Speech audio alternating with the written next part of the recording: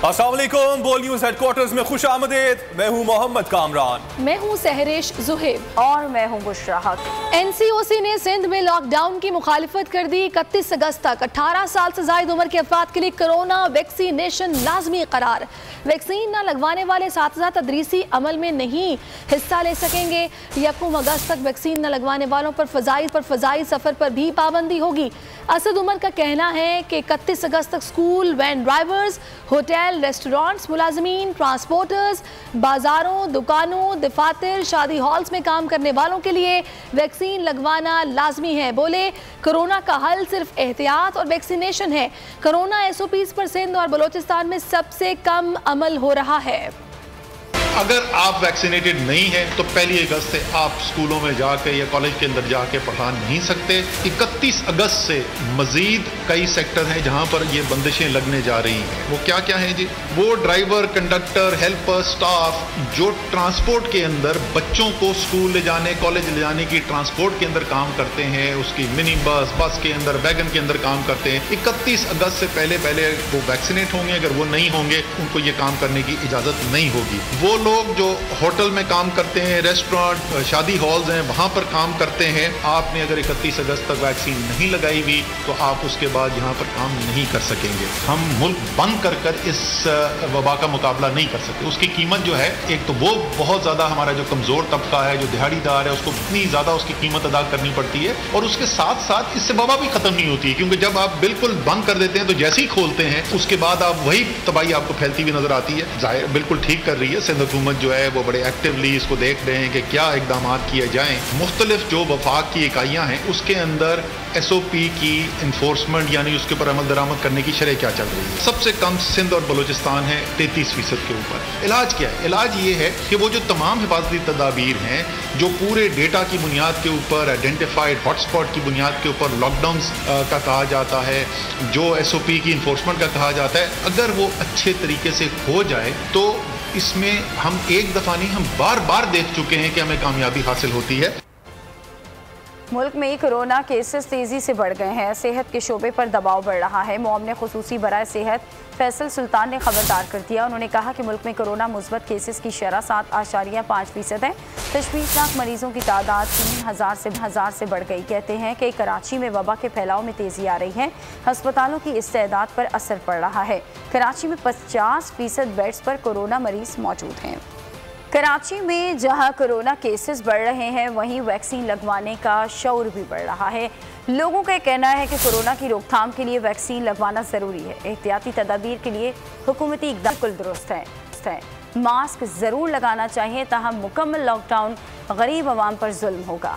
कराची वालों का मजीद क्या कहना है, आइए आपको भी दिखाते और सुनवाते हैं। कोविड की सूरत हाल बहुत बढ़ रही है और लोगों को चाहिए कि वैक्सीन लगाएं, नहीं तो हालात बहुत खराब होंगे। जरूरी हो गया ना गवर्नमेंट के लिए, क्योंकि पब्लिक बहुत बीमार हो रही है, हॉस्पिटल बढ़ गई है, तो उसके लिए तो जरूरी हो गया लॉकडाउन। बाकी पब्लिक को एहतियात करना चाहिए। अभी किसी ने भी कोई मास्क वास्क नहीं लगाया। कराची में जो है ना कोरोना बढ़ रहा है, बहुत ज़्यादा हो रहा है और वेंटिलेशन भी अस्पतालों में कम पड़ रहे हैं और इसके लिए हमें बहुत ज़्यादा एहतियात करना चाहिए और इसकी सेफ्टी करनी चाहिए। मास्क वगैरह लाना चाहिए। लॉकडाउन का जुल्म है ना यार, किसी के साथ भी जुल्म है, कारोबार लाकर जो मजदूर तबका का जुल्म है। भारतीय वेरिएंट डेल्टा वायरस ने मुल्क भर में पंजे गाड़ लिए हैं। केसेस तेजी से बढ़ रहे हैं। कराची में शरह 100% तक जा पहुंची, लेकिन फिर भी शहरों में डेल्टा की क्या सूरत हाल है, लेते हैं इस रिपोर्ट में।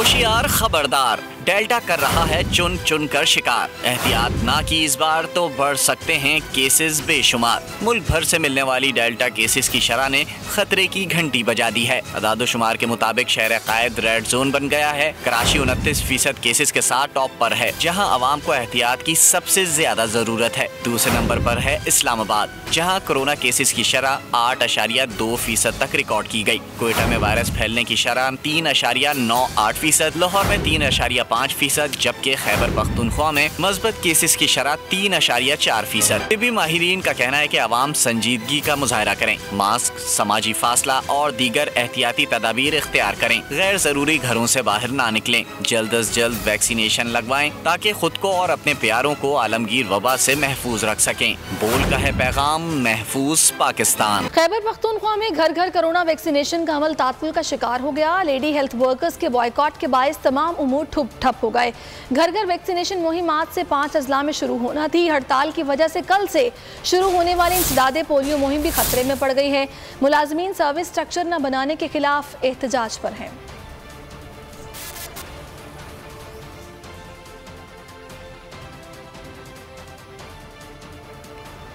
वज़ीर आला सिंध ने कराची में स्ट्रीट क्राइम से निपटने के लिए सख्त कार्रवाई के अहकाम दे दिए। शहर में गाड़ियां, मोटरसाइकिलों और मोबाइल चोरी के कितने वाकयात हुए, एपिक्स कमेटी में रिपोर्ट पेश कर दी गई।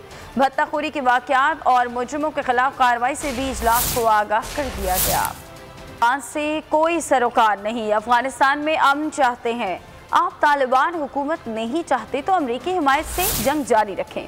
वज़ीर आज़म इमरान खान के अफगान मीडिया नुमाइंदगान से गुफ्तगू, कहा कि अफगान मसले का हल अस्करी नहीं, दुनिया की अजीम फौजी इत्तेहाद नेटो को 1.5 लाख फौज के साथ अफगानिस्तान में नाकामी हुई।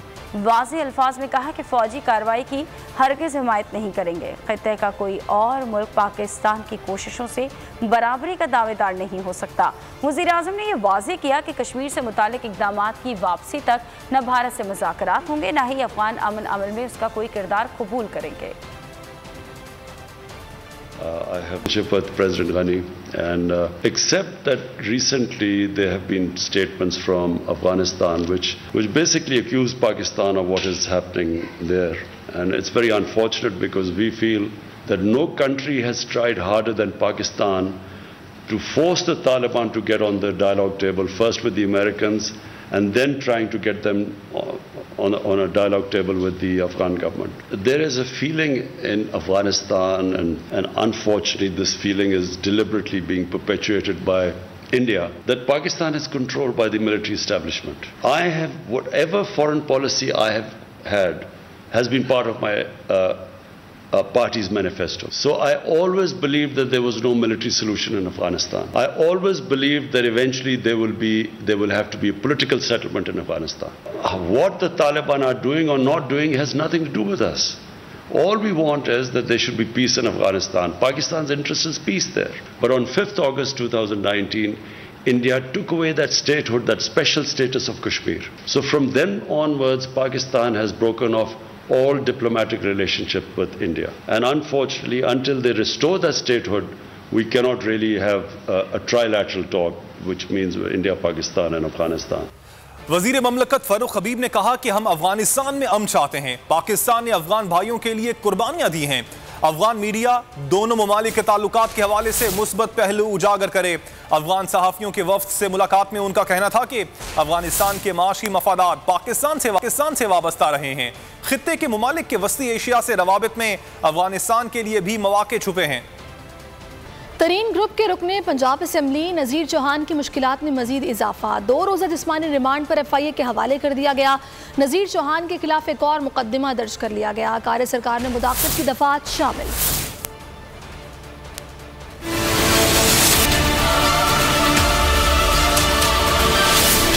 मुशीर दाखिला और एहतसाब शहजाद अकबर के खिलाफ बयानबाजी तरीन ग्रुप के MPA नज़ीर चौहान को मजीद महंगी पड़ गई। नफरत अंगेज तकरीर के मुकदमे में जिला कचहरी लाहौर में नज़ीर चौहान को 2 रोज़ा जिस्मानी रिमांड पर FIA के हवाले कर दिया गया।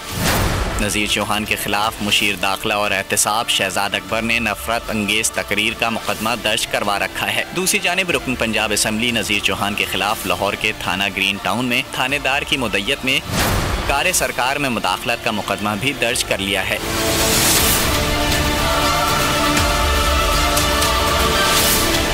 FIR के मतन में कहा गया है कि 25 जुलाई को आज़ाद कश्मीर इलेक्शन के दिन नज़ीर चौहान ने 25 नामालूम अफराद के साथ पोलिंग स्टेशन में ज़बरदस्ती दाखिल होने की कोशिश की, रोकने पर SHO से बदतमीज़ी की और जान से मारने की धमकियां दी।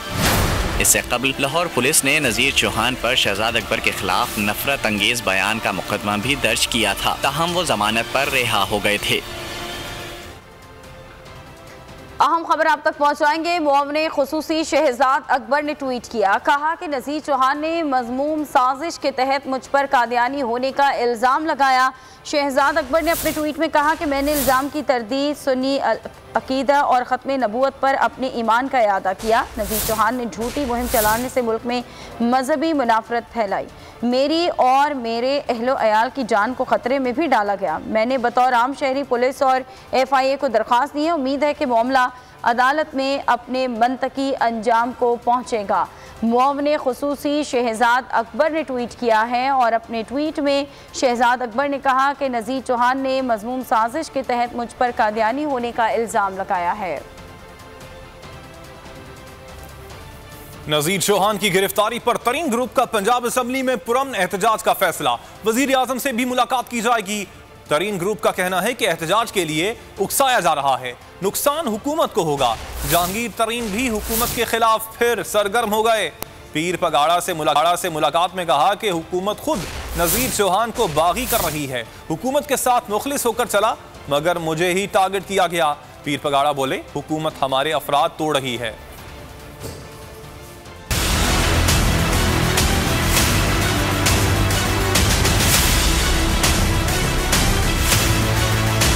नज़ीर चौहान की गिरफ्तारी पर तरीन ग्रुप की बैठक में अहम फैसले। पंजाब असेंबली में तरीन ग्रुप पुरअमन एहतजाज करेगा। तरीन ग्रुप का वफ्द वज़ीर आज़म से भी मुलाकात करेगा। वज़ीर आज़म को तरीन ग्रुप से ज़्यादतियों की तहरीरी रिपोर्ट पेश की जाएगी। तरीन ग्रुप का कहना है कि बेबुनियाद मुकदमात तरीन ग्रुप के हौसले तोड़ नहीं सकते। शहजाद अकबर ताकत का मुजाहरा कर रहा है जिसका हुकूमत को कोई फायदा नहीं होगा। दूसरी जानिब जहांगीर तरीन भी हुकूमत के खिलाफ सरगर्म हो गए। कराची में जहांगीर तरीन और पीर पगाड़ा की मुलाकात हुई। ज़राए के मुताबिक मुलाकात में दोनों रहनुमाओं ने एक दूसरे से वफाकी हुकूमत के बारे में गिले शिकवे किए और अपने अपने तहफ़्फ़ुज़ात पर बातचीत की। ज़राए के मुताबिक जहांगीर तरीन ने कहा कि पार्टी के साथ मुखलिस होकर चला लेकिन मुझे टारगेट किया गया। नज़ीर चौहान को हुकूमत खुद बागी कर रही है। नज़ीर चौहान की गिरफ्तारी से तशवीश बढ़ रही है। पीर पगाड़ा का कहना था कि तहरीक इंसाफ के इत्तेहादी हैं मगर हुकूमत हमारे ही अफराद तोड़ रही है। तहरीक इंसाफ ने इत्तेहादियों के ही अफराद को तोड़ना है तो आइंदा इलेक्शन का इंतजार कर लेती। हुकूमत को तहफ़्फ़ुज़ात से आगाह कर दिया। दोनों रहनुमाओं ने मुलाकातें और मुशावरत जारी रखने पर इत्तेफाक किया।